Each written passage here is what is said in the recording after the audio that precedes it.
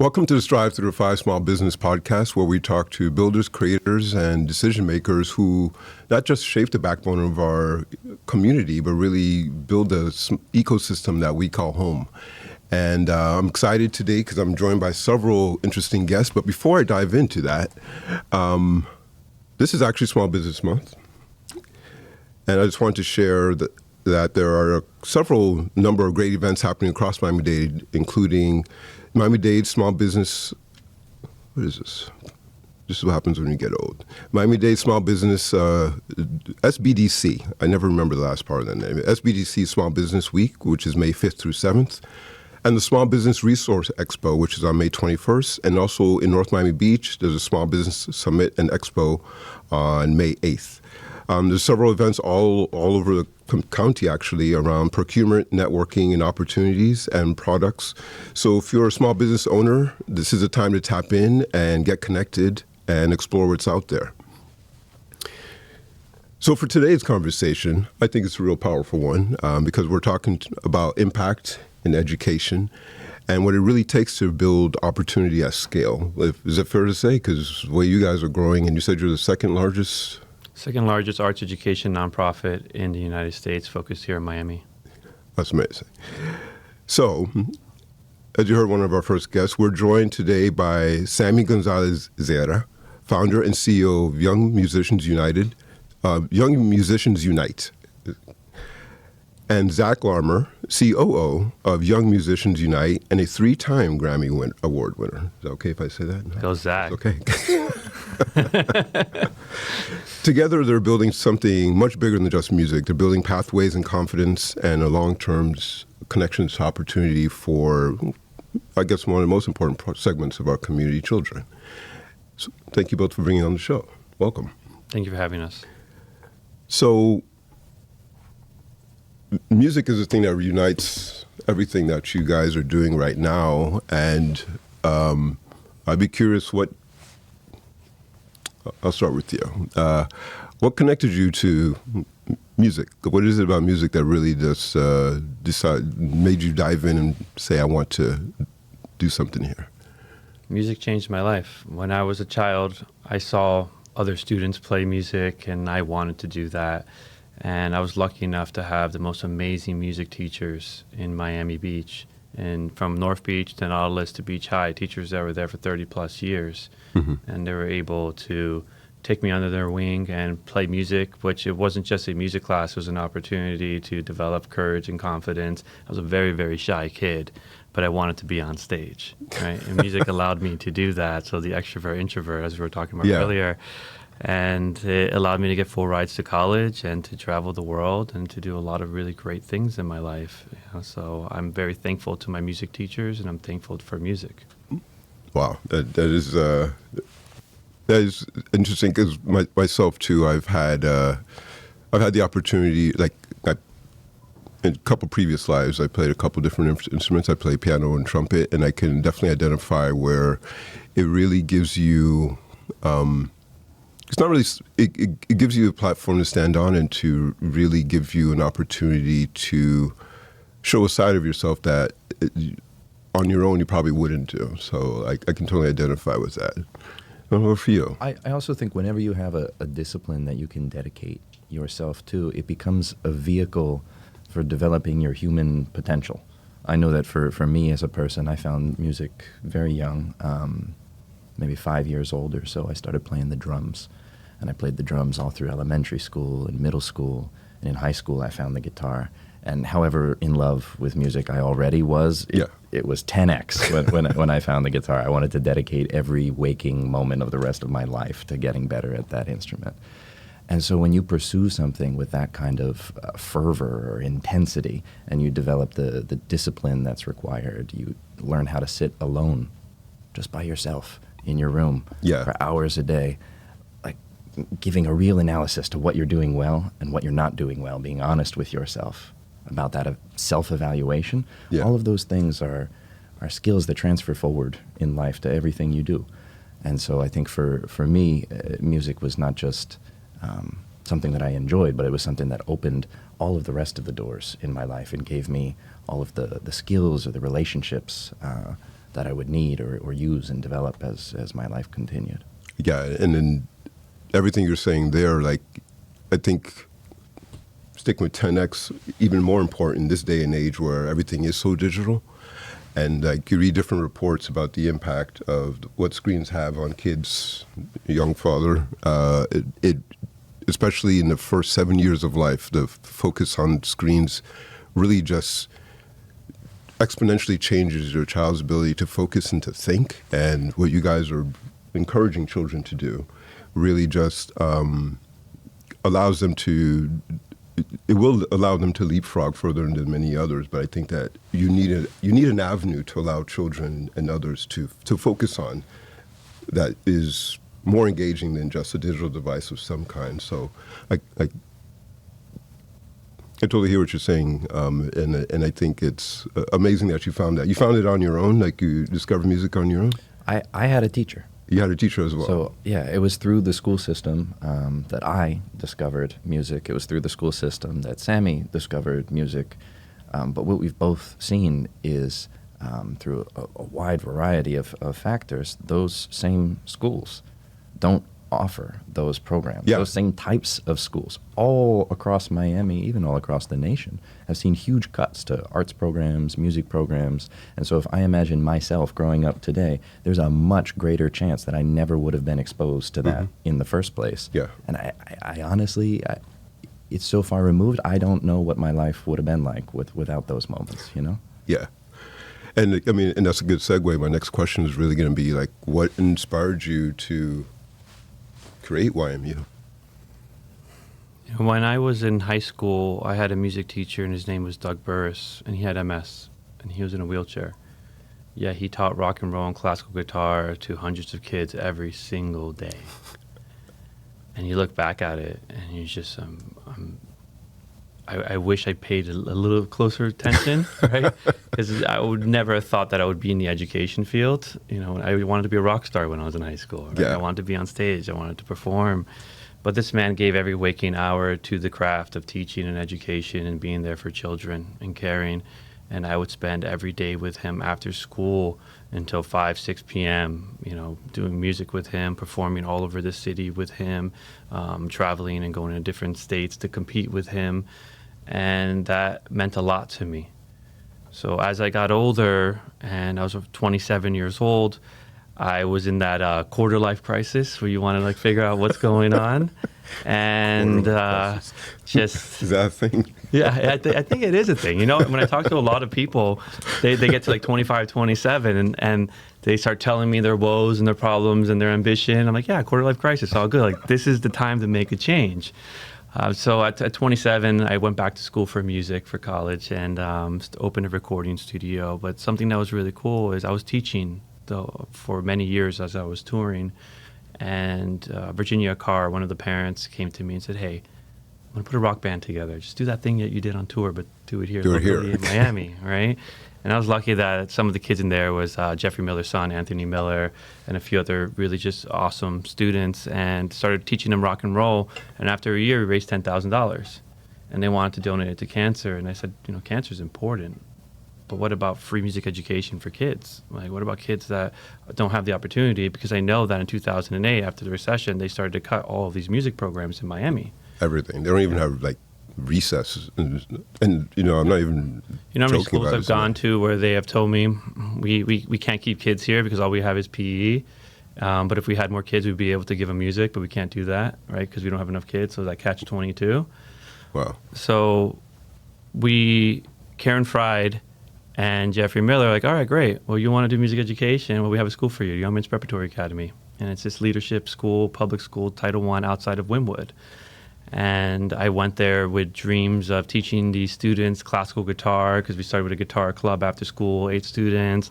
And I just remember after 2 classes, like, reality hit. And I was just like, okay, I need to change my perspective and meet these kids where they're at, all right? And I remember going in there, tail between my leg, going, all right, guys, like, you have to learn how This was after 2 classes? This was after 2 classes. To me, honestly, that sounds like a quick learner because a lot of people Yeah, they were who don't shift gears, who just keep pushing and just kind of like, you will learn. You will learn. Well, I went and I was like, you have to learn how to read music. Like, you have to learn the language if we're going to have a conversation. But I understand you don't want to read these books when the Saints go marching in and all these lame songs like Twinkle, Twinkle, Little Star. So I'll write you music. And every time I would strum the guitar Spanish style, they would stop. Like, whoa, what is that? So I was like, look, I'll write songs like this for you. And if you learn how to read two strings, I'll teach you Holy Grail by Justin Timberlake and Jay-Z. So that's where we started. We'd meet them where they were at. And within 2 weeks, I had them in the palms of my hand, and they were practicing, and they were excited. And they looked at me with these big eyes like, Sammy, ready for Holy Grail? I was like, okay. Print all the lyrics, and I realized there's a curse word every other word. I'm changing them by hand, doing my thing. But went into the class, held my word, thought about changing the song, but didn't. And we did the song, and the kids started to practice more. And I remember we went to our first concert, and they were spinning on their heads and rapping and doing everything, and the parents in the audience are dancing. Everyone's excited. I was like, I figured this out, right? We can teach the kids how to read music, which is important so they can learn the language, but you can also meet them where they're at and teach them about music that they love. Right. Things are relevant to them now that they actually, it motivates them. And that's a big learning in being in education for so long. It's like, we're musicians, so we're wired differently. And you think that other students are wired that way, but they're not, right? So like, meeting them where they're at and giving them music that they love will help them get there quicker, right? And whether they become a musician or not is not the goal. Like, you're giving them opportunity to learn differently.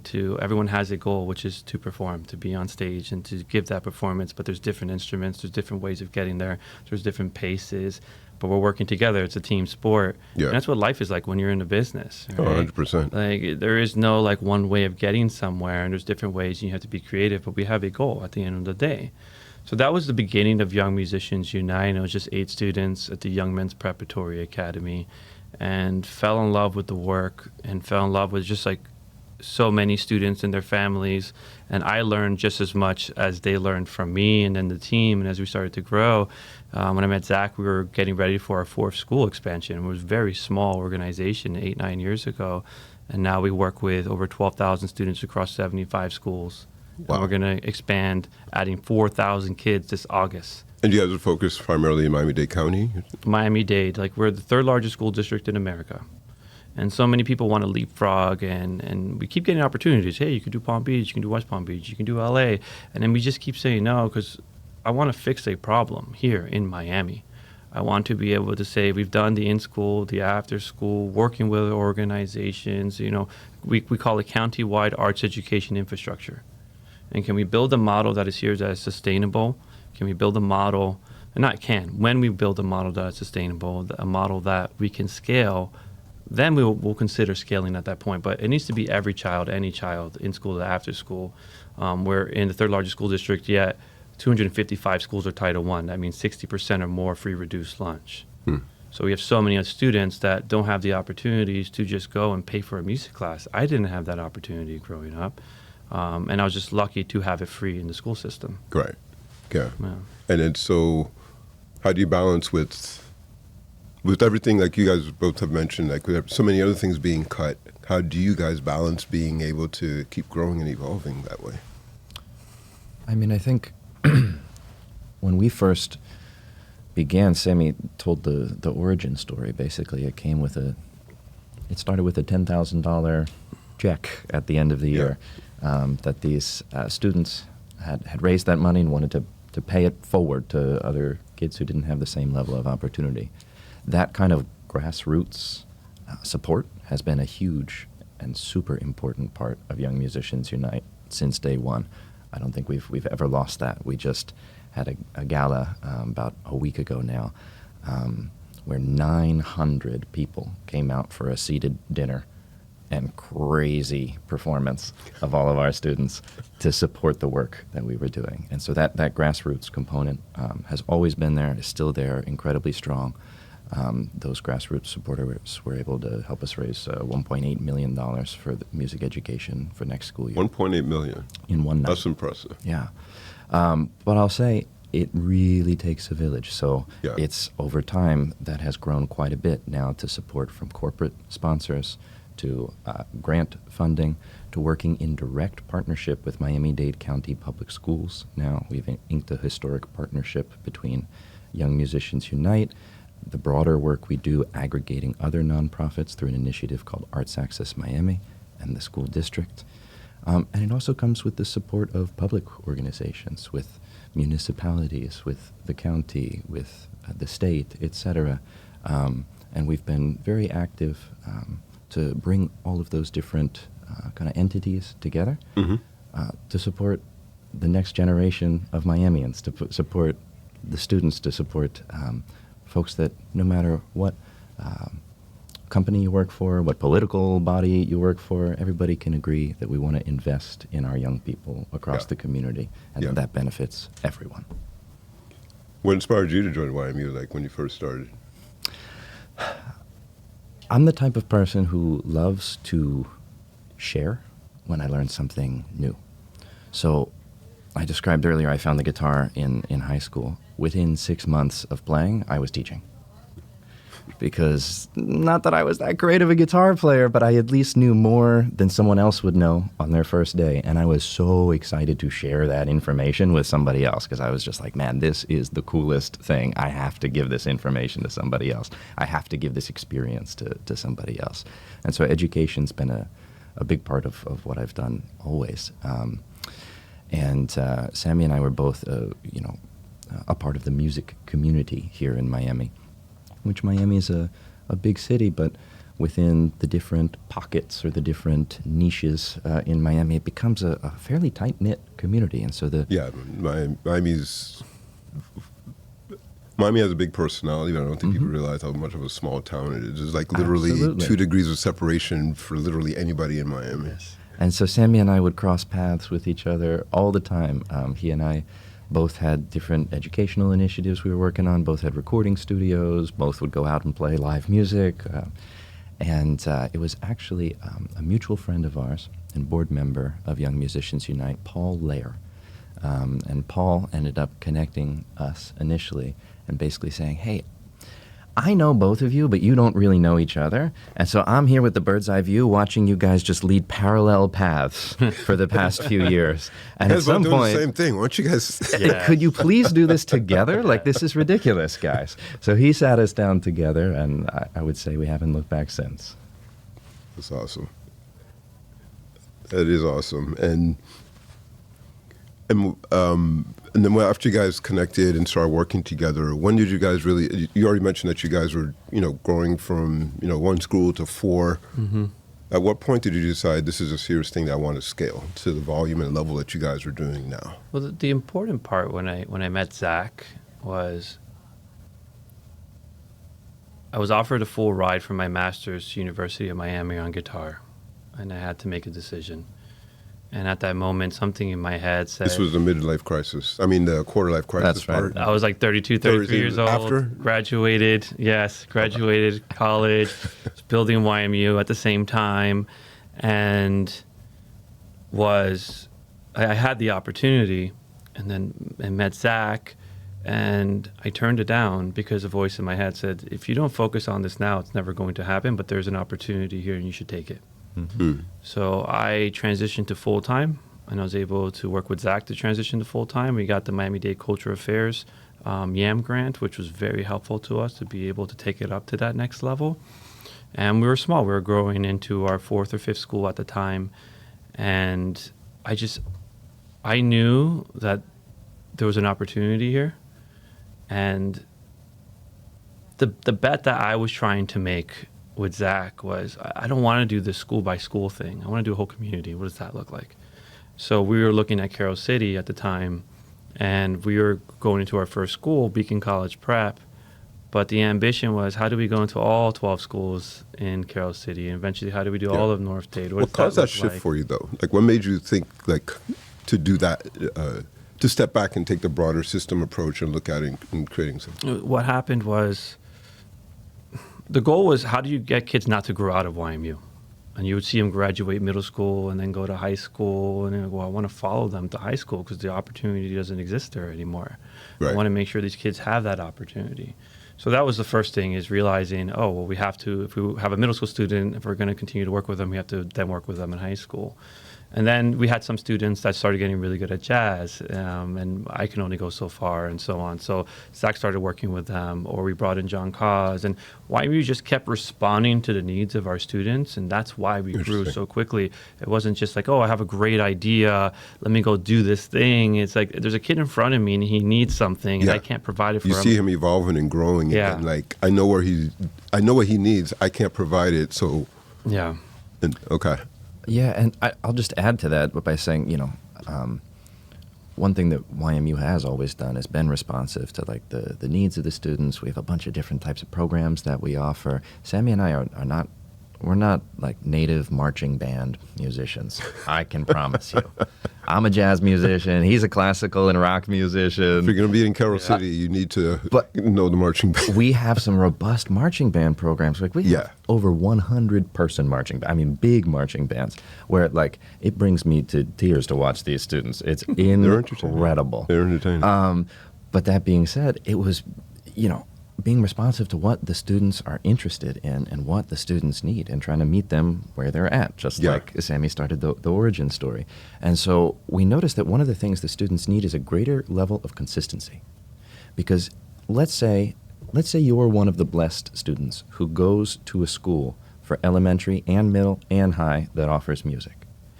Maybe you take recorder and choir in second grade, and then you switch to the ukulele in fifth grade. I remember recorders back in the 1900s. They used to make it. They still do that these days? 1950. So we see maybe a student goes through that process, right? Maybe they get to middle school now. Maybe there's a band in middle school, so they go through their tryouts. They get told, hey, you're going to be great on trumpet. Here's your trumpet. But then, as sometimes happens, maybe that teacher retires the next year, and maybe a different teacher comes in. They have more of an orchestra focus, so you're told, here's your cello. And then you get to high school, and there they have a marching band program, so it's, hey, grab a bass drum. And so you're still in a blessed position where you've actually been to a school that has music the whole time, but it's not necessarily a consistent offering.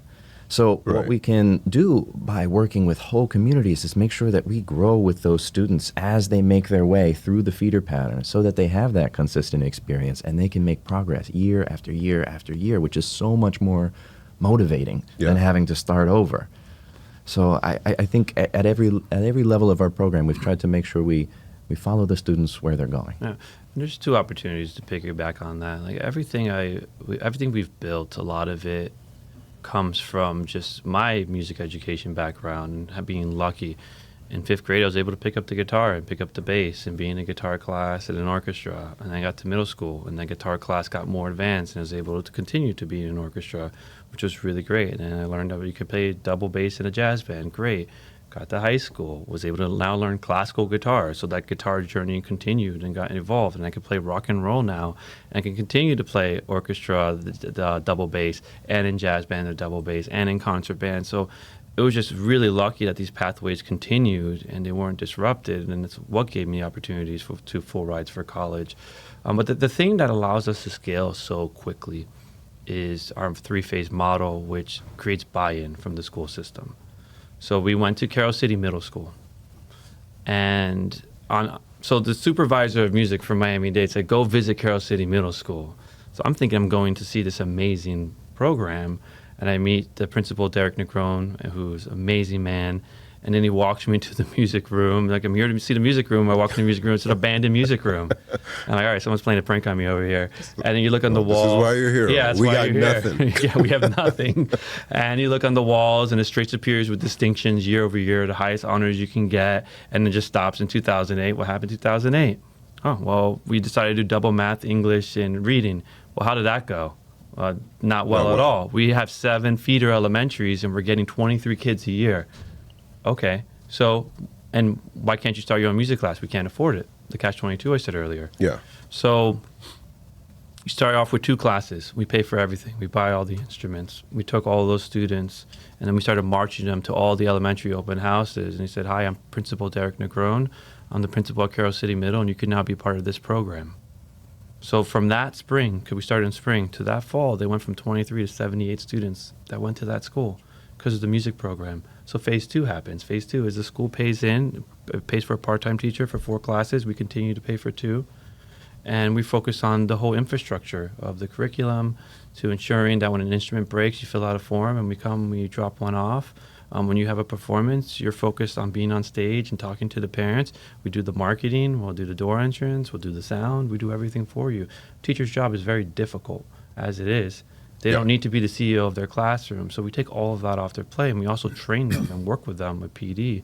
And in phase 3, when a school gets enough recruitment and retention and numbers go high enough, they're able to pay for a full-time music teacher. And then we still stay.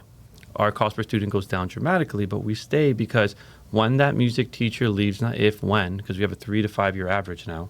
When they leave, we're there to make sure that's all 3 to 5 year average for teachers these days. It's wow. pretty rough. It's pretty rough. So our bet a long time ago, Zach and I, were not, well, how do you create initiatives to figure out how to keep teachers longer? It's how do you create programs to train teachers so they can be trained more quickly to be able to have an effective impact on a child, right, and not take 3 years to learn how to teach, right? Right.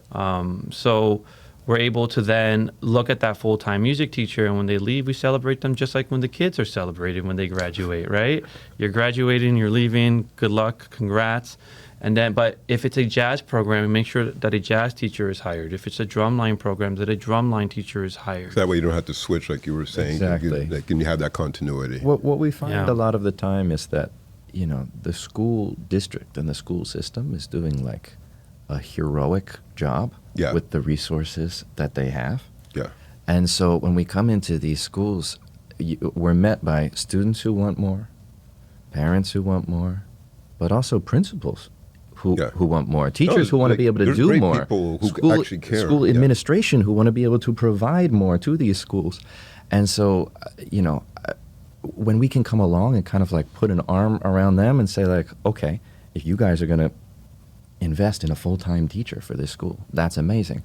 How about we help to give guidance on how to keep this consistent over those different teachers that come in as we see attrition, so that we don't have a jazz program become a marching band program, go to an orchestra, but we actually have that consistency there. How can we provide additional professional development, training, etc.? So again, there's that level of consistency with the student experience. Yeah. That's interesting. I'm going to shift gears real quick here because I'm also just, as a small business owner, I'm curious. Well,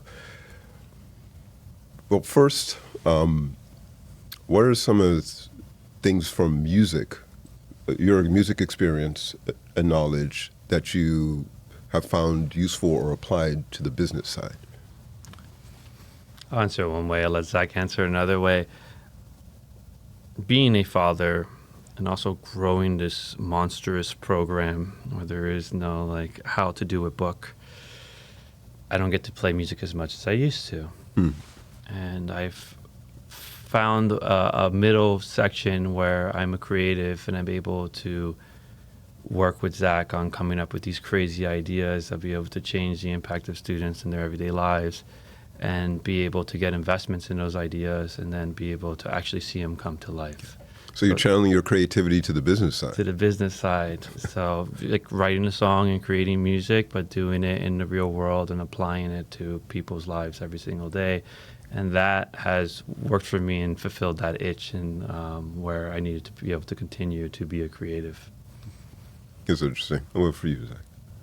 I mean, there's a million ways that music has shaped who I am today. I feel like if you took it away, I don't know who I'd be at this point. But as part of how it shaped you, how do you apply some of that to your business? Yeah, if I think about maybe one of the most impactful ways when it comes to business, is that in music you have to be a bit of a chameleon, right? Mm-hmm. You have to.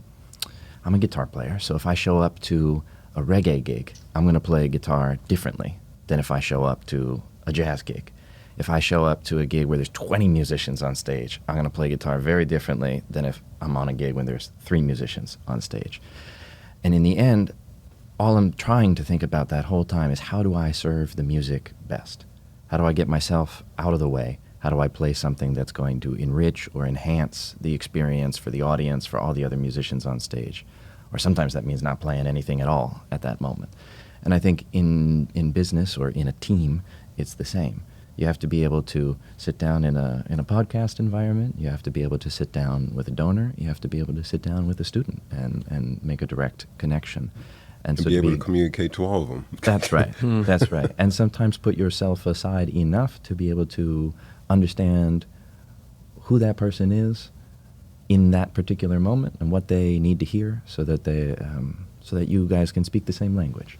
And I think music has taught me that in a big way, not just through the act of doing that on stage, but then also music's a very social sport.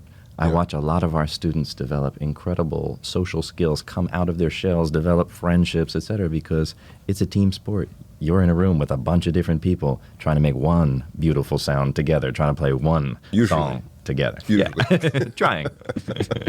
That's right. That's true. And what surprised you about the business side that you didn't expect? Too much. I mean, I've said to Sammy so many times, I've closed the door to one of our offices and said, did you ever think when we started this that this is the individual situation we would be dealing with? Or I've said to him, when I went to school for jazz guitar performance, I did not think this is the conversation I'd be having later today. I will say how much of a people game business is surprised me a bit. I've always been a little more analytical, a little more linear, a little more fact-based and driven. Data-driven. Yes, data-driven, exactly. And humans are messy. They are not. They are not linear. They are not clean. And there's this phrase that what is it? If you want to go fast, go alone. If you want to go far, go with the team. And when you think of that, it means that. It means that the team becomes one of the most important things along the journey, because those are the folks that are enabling the mission to carry forward. And so all business becomes a people business in the end. Go for you, sir. Whenever you ask the question. What surprised you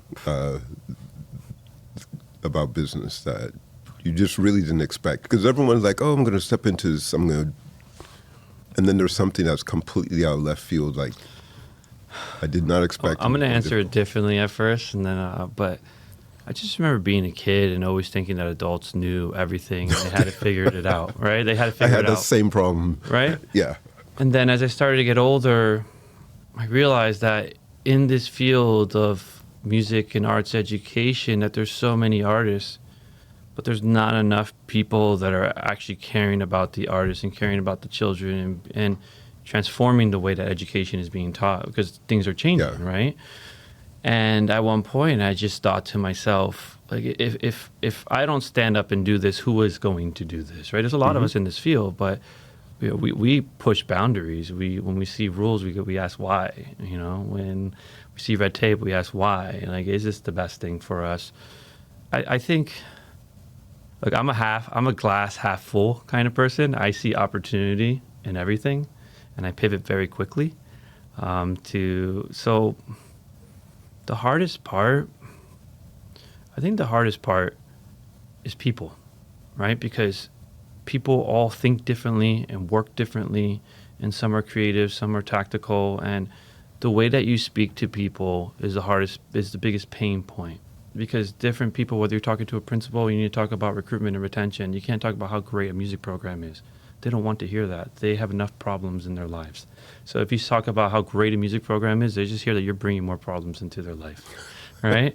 So, and when you have a team and you're working with them, you know, I'm a very creative person, but I also like work really well. I've done things with my hands, and always, my job changes all the time. Zach's job changes all the time. And as you grow a business and as you scale a business, now will be $9.1 million this fall in arts education, music education. My job is not the same that it was 12 months ago. And my job will not be the same in 6 months from now. There's things I have to let go of, and there's things I have to learn how to communicate better and more quickly. I am the best and worst communicator at the same time because I'm a visionary, right? And I learned that a few months ago the hard way, and I've been like keeping that with me. So there's life lessons that you learn. There's great books that you read, like From Good to Great, which is right behind you. But it is a people business, and the better that you can understand the people around you and the psychology behind the people around you, then you can do the thing that you want to do, which is arts education at scale. Like, that is the goal. It's every child, any child should have access in this city of Miami, right? This really large city. So for me, it's how do we just get better at creating really great big ideas, and how do you get more people to get on board cross-sector? And then how do you actually drive to create a solution to the big problem that we have that hasn't been solved anywhere in this country?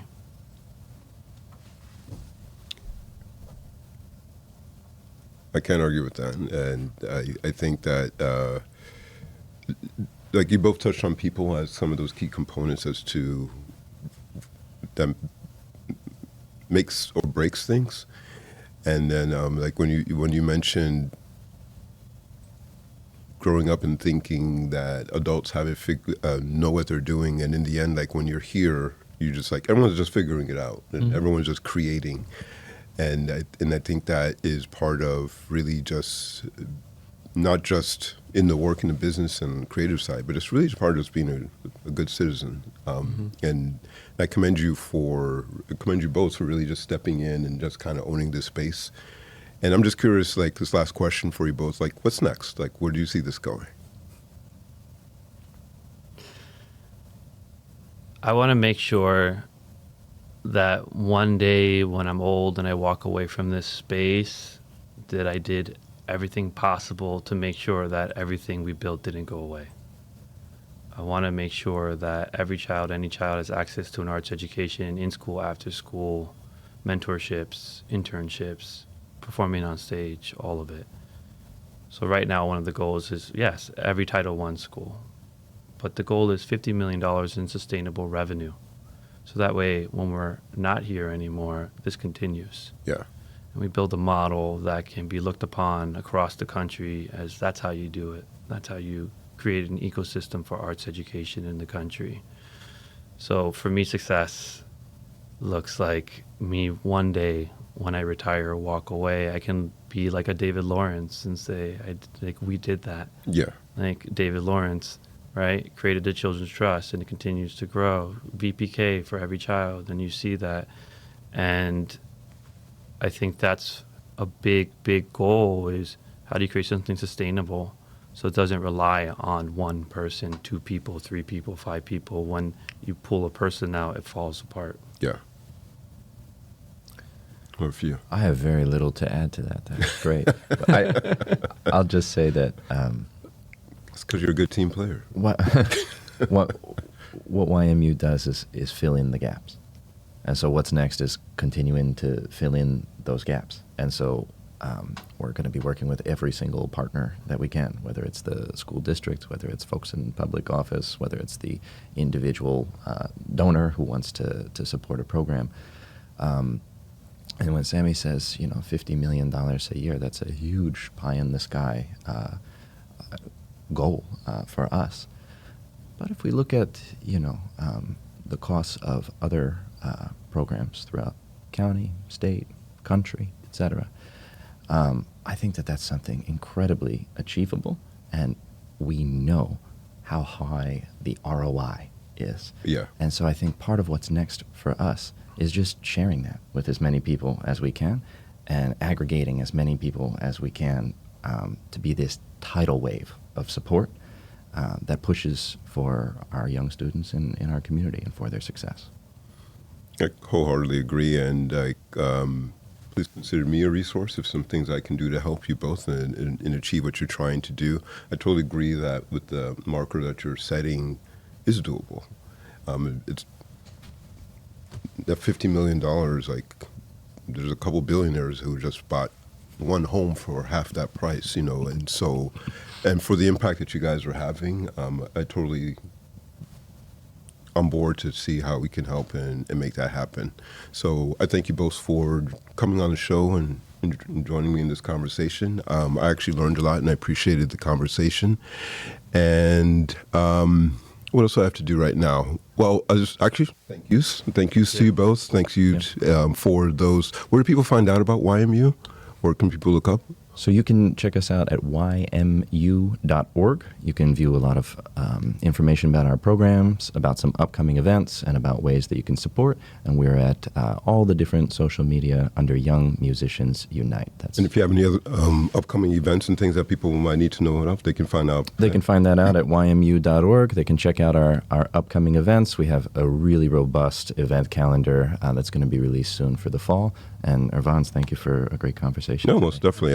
I'll have to check it out and see if I can catch some of your shows. Yes. We'll see you there.